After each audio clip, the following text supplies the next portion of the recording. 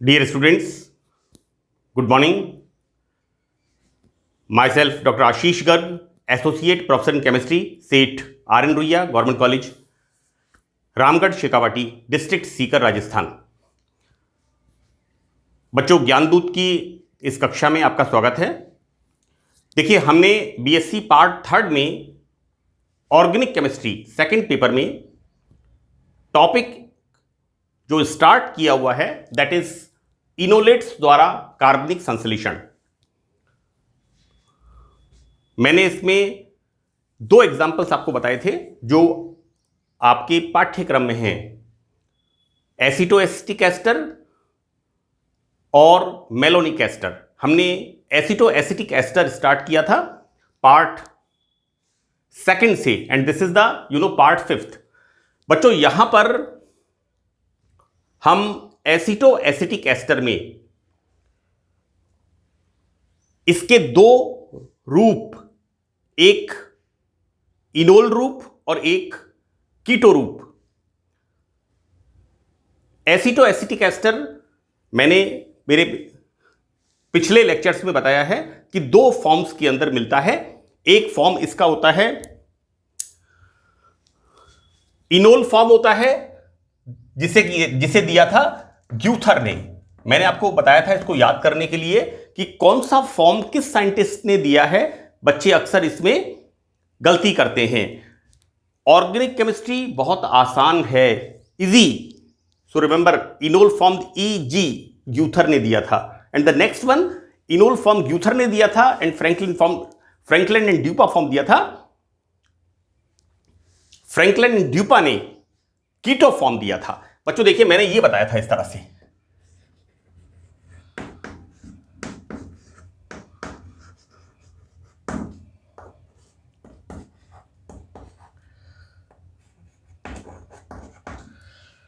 This is the acetoacetic ester, right. और इसका बच्चों देखिए क्या बताया था मैंने आपको, this bond shifted here, so this hydrogen comes here, और इसका जो नेक्स्ट फॉर्मेशन होता है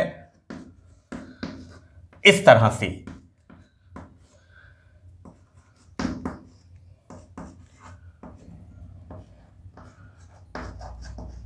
this is the enol form and this is the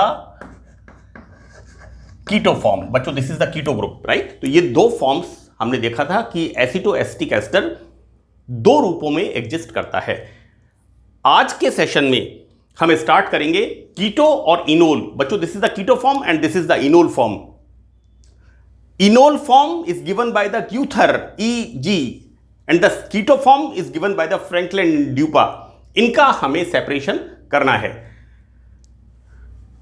मैंने यहां पर इसके सेपरेशन के दो मेथड्स, पहला मेथड बच्चों यहां पर है बाय द फ्रैक्शनल डिस्टिलेशन। इस पर मैंने लिखा नहीं है, इसको मैं यहां नोट कर देता हूं।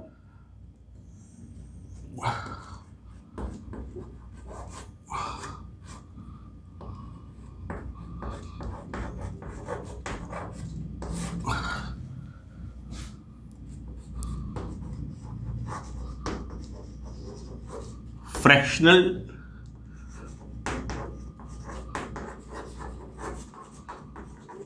Distillation, this is the fractional distillation. प्रभाजी आसवन, साइंटिस्ट का नाम मेयर।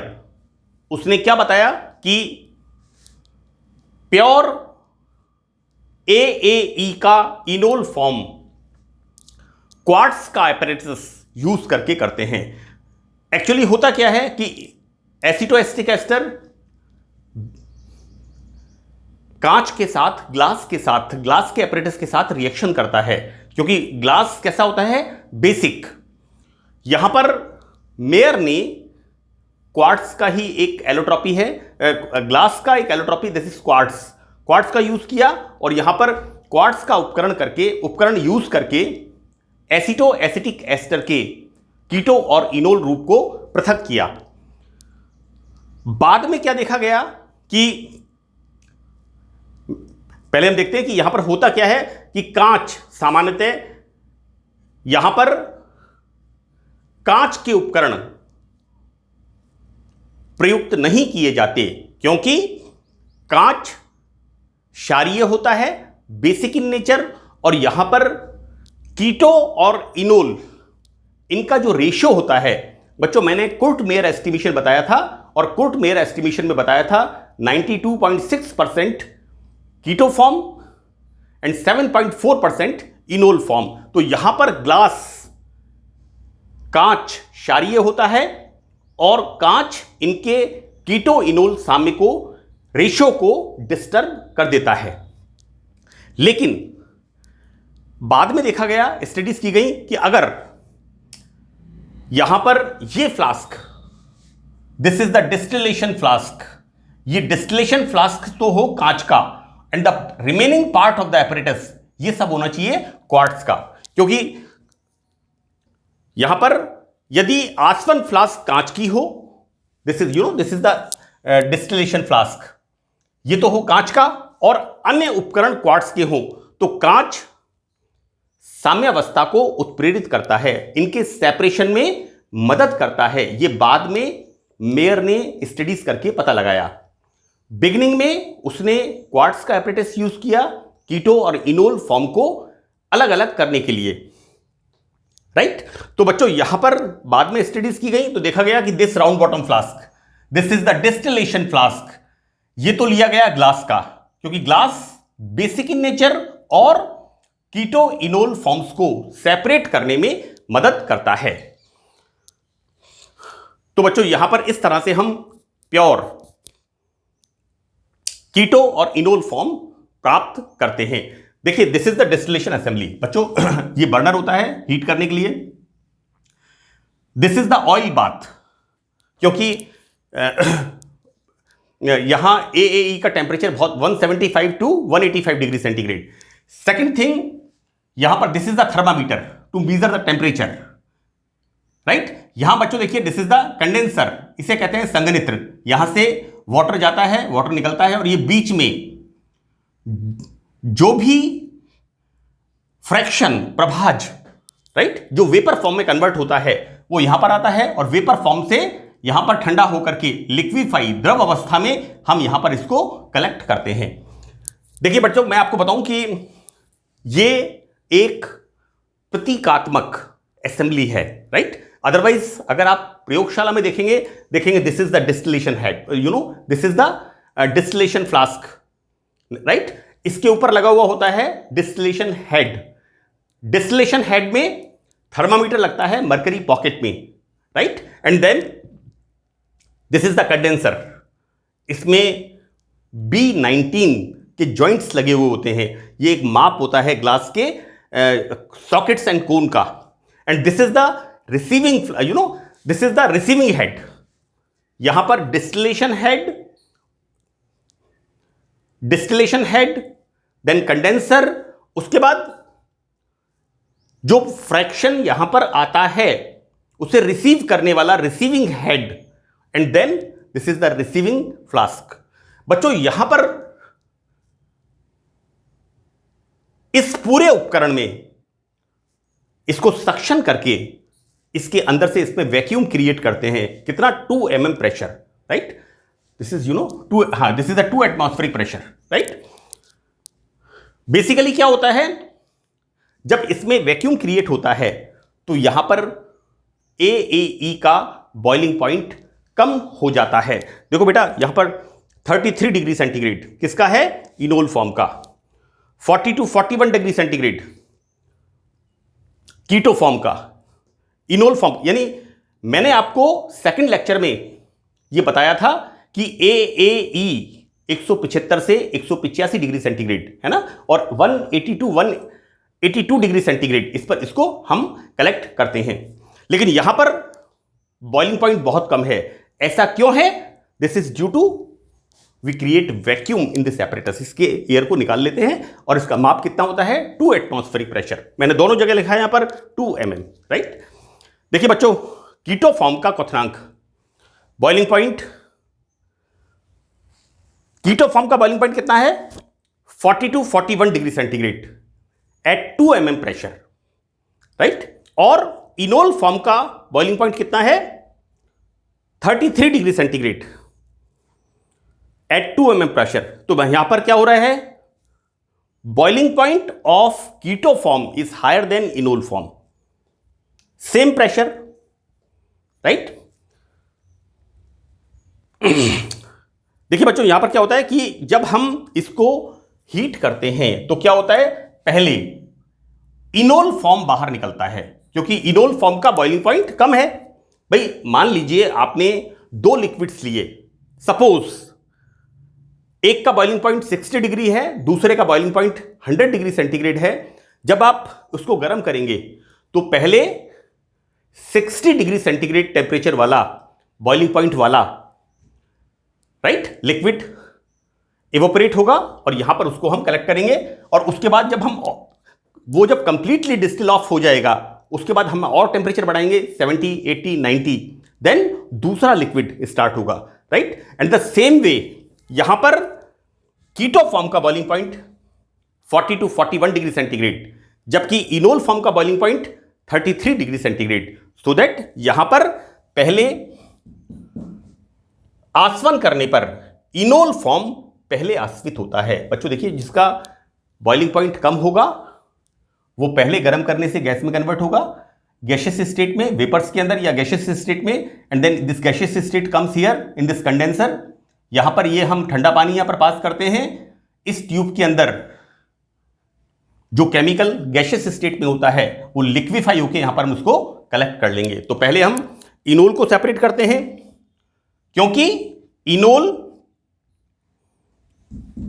अधिक वाष्पशील, ज्यादा वोलेटाइल होता है। क्यों होता है? क्योंकि इसके अंदर इंट्रामॉलिक्यूलर, देखो बेटा दो तरह की बॉन्डिंग होती है, एक होती है इंटरमॉलिक्यूलर, अंतर अणुक, और दूसरी होती है अंतरा अणुक, इंट्रामॉलिक्यूलर। यहां मैं आपको इस तरह से बता दूं कि अगर आप बिल्कुल अकेले रहते हैं और किसी से बिल्कुल बात नहीं करते हैं, सेपरेट रहते हैं, ऐसी स्थिति में आपका बॉइलिंग पॉइंट लो होगा, राइट। लेकिन अगर आप सोशली अच्छे रिलेशंस रखते हैं और अगर आपके पास कोई समस्या आती है तो आपके साथ 10 जने खड़े होंगे, because you had intermolecular bonds. तो यहां पर इनोल फॉर्म का लो बॉइलिंग पॉइंट क्यों होता है, अधिक वाष्पशील क्यों होता है? क्योंकि इसके इंट्रामॉलिक्यूलर हाइड्रोजन बॉन्ड्स होते हैं। बच्चों हम हाइड्रोजन बॉन्ड्स को बीएससी पार्ट फर्स्ट में बहुत डिटेल में अध्ययन करते हैं। देखिए सेकंड मेथड इसमें है नोर्स मेथड। नोर्स मेथड के अंदर एसीटो एसिटिक एस्टर, इस एसीटो एसिटिक एस्टर को लाइट पेट्रोलियम सॉल्यूशन, बेटा दो तरह की ईथर आती है, 40-60, 60-40 पेट्रोलियम ईथर। तो यहां पर एसीटो एसिटिक एस्टर को पेट्रोलियम सॉल्यूशन के अंदर -77 डिग्री सेंटीग्रेड तक ठंडा करते हैं।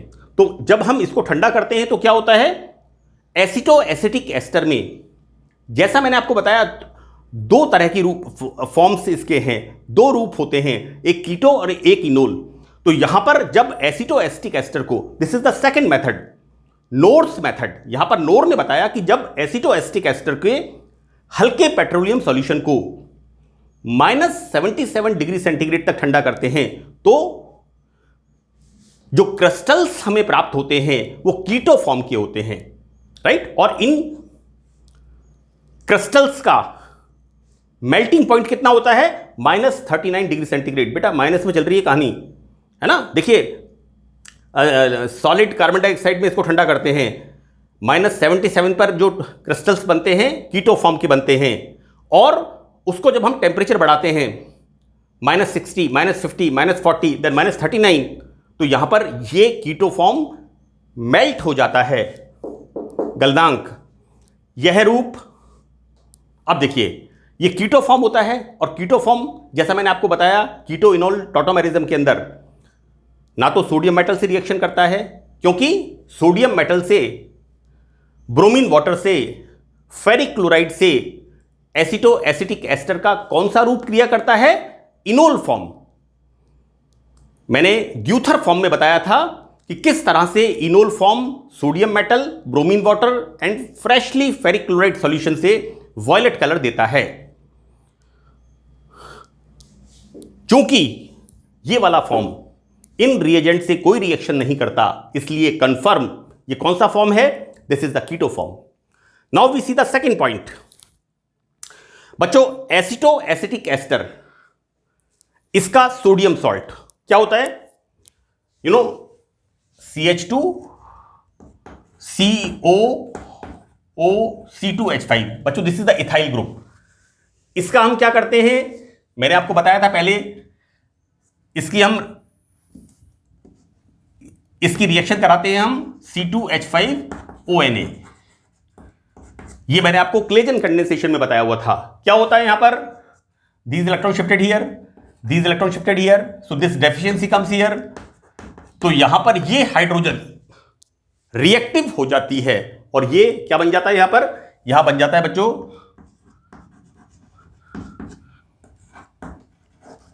ये OET का मतलब है बच्चों O C2H5, है ना? इसको ध्यान रखिएगा आप। ET is the ethyl group. तो यहां पर सोडियम लवण, हम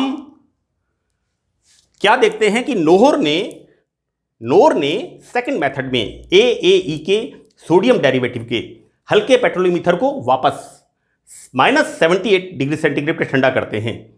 तो बच्चों यहां पर इसको ठंडा करके इसमें ड्राई HCl गैस पास करते हैं। तो क्या होता है बेटा? देखो, ये सोडियम सॉल्ट बन गया और इस सोडियम सॉल्ट में हम क्या कर रहे हैं? HCl गैस पास करते हैं। तो क्या बनेगा? NaCl। यहां पर NaCl, this is the sodium and this is the Cl, और ये H+ यहां पर। तो हमें क्या मिल गया? हमें CH3 CO CH2 CO OC2H5 वापस हमको, this is the purified keto form. Dry HCl gas pass करते हैं और जो NaCl, जैसा मैंने इसमें बताया यहां पर, ये जो फॉर्मेशन होता है, इस NaCl को हम फिल्टर करके अलग करते हैं। बच्चों, विलयन को वाष्पित करने पर एक कांच के समान ठोस पदार्थ बन जाता है, जो कि अब देखिए आप, यहां पर जो कंपाउंड निकलता है वो फेरिक क्लोराइड के साथ गहरा बैंगनी रंग देता है। बच्चों देखिए, वापस वो ग्यूथर फॉर्म के जो एविडेंसेस थे, फेरिक क्लोराइड के साथ डार्क वॉयलेट कलर कौन सा रूप दे रहा था बच्चों? यहां पर इनोल फॉर्म, राइट? एवं ब्रोमीन वाटर को कलरलेस करता है, अतः यह 100% इनोल रूप है। तो बच्चों, इस तरह से हमने देखा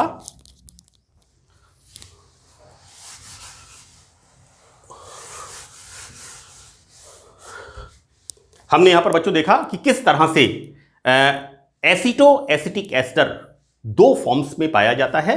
इस बात को हमने टॉटोमेरिज्म में हमारे पिछले लेक्चर्स में पढ़ा, और फोर्थ लेक्चर में हमने पढ़ा कि कितने परसेंट एसिटो एसिटिक एस्टर में कीटो फॉर्म होता है और कितने परसेंट इसमें इनोल फॉर्म होता है। और आज के लेक्चर में हमने इस बात को अच्छी तरह से पढ़ा कि दो मेथड्स एसिटो एसिटिक एस्टर में कीटो फॉर्म और इनोल फॉर्म अलग अलग करने के लिए, पहला इसमें है फ्रैक्शनल डिस्टिलेशन और दूसरा इसमें मेथड है नोर्स मेथड। मुझे उम्मीद है कि आपको ये दोनों मेथड्स अच्छी तरह से समझ में आए होंगे। So that's all in this lecture. Thank you very much.